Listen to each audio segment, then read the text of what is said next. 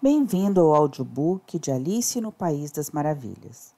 Nessa versão especial apresento a tradução de Monteiro Lobato, um dos maiores autores da literatura brasileira, em uma obra que está em domínio público. A sequência completa está na descrição do vídeo para que você possa seguir essa aventura do começo ao fim. Capítulo 10. A Quadrilha das Lagostas.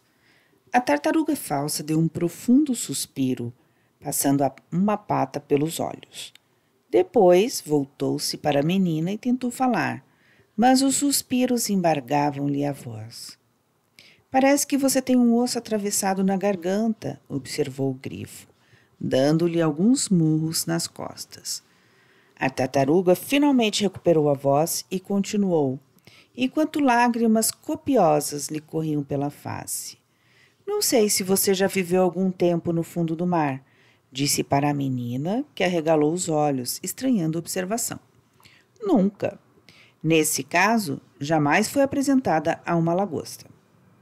Alice pôs-se a pensar. Lagosta? Assim, já comi uma, mas teve medo de expressar em voz alta esse pensamento, limitando-se a responder que não. Então, não pode fazer ideia do que seja uma quadrilha de lagostas. Está claro que não, confessou Alice. Tão simples, exclamou o grifo. Primeiro, forma-se uma fila ao longo da praia. 2 filas, emendou a tartaruga. Uma de focas, outra de tartarugas. Isso depois de limpar-se a praia das águas vivas ou peixes gelatinosos. O que dá muito trabalho, porque são difíceis de serem pegados. Depois, cada um dá um passo à frente, tendo uma lagosta como par, ajuntou o grifo. 2 passos, emendou a tartaruga, e cada um muda de lagosta, voltando todos para trás. Depois, sabe o que acontece? Atiram com as lagostas para o mar, concluiu o grifo. O mais longe que podem, acrescentou a tartaruga, e nadam atrás delas, ajuntou o grifo. E as lagostas voltam outra vez, gritou a tartaruga. Voltam para a praia. Tudo isso não passa da primeira contradança, explicou ela, baixando a voz. E como ambos estivessem a dar saltos para melhor mostrar como era a dança, parece que caíram em si e envergonharam-se, porque, chegado a este ponto, sentaram-se na posição primitiva, muito tristes e calados, olhando para Alice. Deve ser uma dança muito linda, disse esta, para animá-los. Quer conhecê-la? Perguntou a tartaruga. Com muito gosto. Então venha, vamos experimentar a primeira figura, disse a tartaruga ao grifo. Como não há lagostas, passaremos sem elas. Mas quem faz a parte do canto? Cante você, que eu já me esqueci da letra, respondeu o grifo. Assim se fez. Começaram os 2 a dançar em volta da Alice, pisando-lhe os pés quando se chegavam demasiado. A tartaruga falsa não só cantava, como ainda marcava o compasso, com as desajeitadas patas. Alice nunca imaginou o espetáculo mais cômico, porque se há criatura que não deve dançar nunca, é uma tartaruga.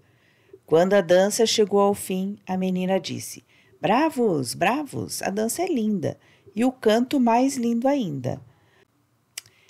A letra refere-se às pescadas, um peixe que já vi inúmeras vezes no Jan...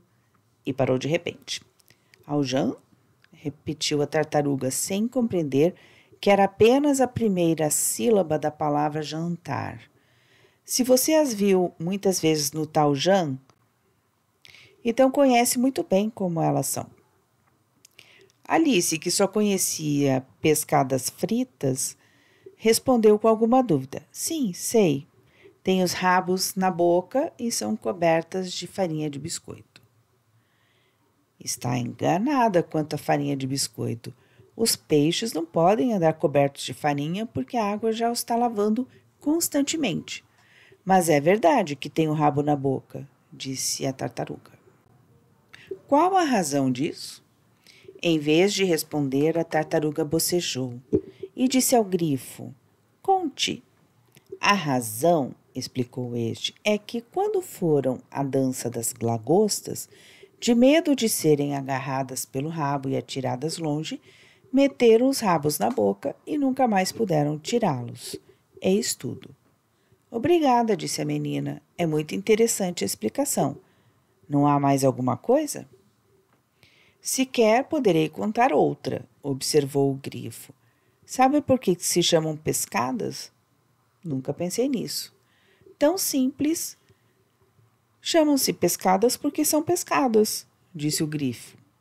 Alice desapontou com a brincadeira, mas a tartaruga disse-lhe umas amabilidades que lhe fizeram voltar o bom humor e pediu-lhe que contasse alguma coisa da sua história. Poderei contar minhas aventuras, disse Alice, começando pelas de hoje, porque ontem eu era outra pessoa. Como isso? Explique-se, suplicou a tartaruga.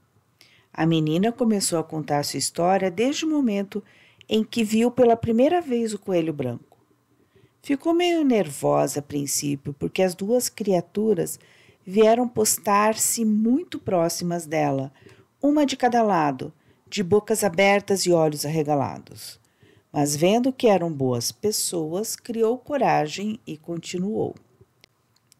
Os ouvintes permaneceram quietos até o momento em que Alice contou a passagem do encontro com o bicho cabeludo, na qual as palavras lhe saíam atrapalhadas. Nesse ponto, a tartaruga interrompeu-a dizendo: Isso é muito curioso. É a coisa mais curiosa que pode haver, ajuntou o grifo. Tudo sair diferente? Repetiu a tartaruga como se estivesse pensando em voz alta. Oh, peça-lhe que repita um pedacinho da conversa, disse ao grifo, como se essa criatura tivesse alguma autoridade sobre a menina. Fique de pé e recite A Vida do Vagabundo, ordenou o grifo. Como são mandonas essas criaturas, pensou Alice. Querem fazer-me repetir versos, como na escola. Mas, apesar disso, levantou-se e começou a repetir os versos que sabia de cor. Sua cabeça, entretanto, esteve por demais cheia de lagostas, de modo que cada vez que aparecia a palavra vagabundo, ela dizia lagosta, e ficou uma grande atrapalhada. Esses versos são muito diferentes dos que aprendi na escola, disse o grifo. Eu não os conhecia, mas devo dizer que sou muito mal, acrescentou a tartaruga. Alice nada respondeu.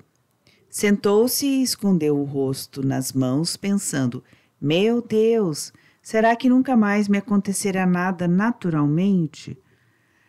Gostaria que ela se explicasse, disse a tartaruga. Impossível, essa menina nunca poderá explicar o que disse, declarou o grifo. Continuemos com o recitativo. Vamos à segunda parte. Embora na certeza de que ia recitar tudo errado, Alice não ousou desobedecer e continuou a dizer os versos em voz trêmula. Em meio, porém, a tartaruga interrompeu-a.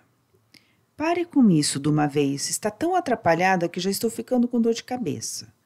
Alice respirou, porque parar com aquilo era justamente o que ela queria.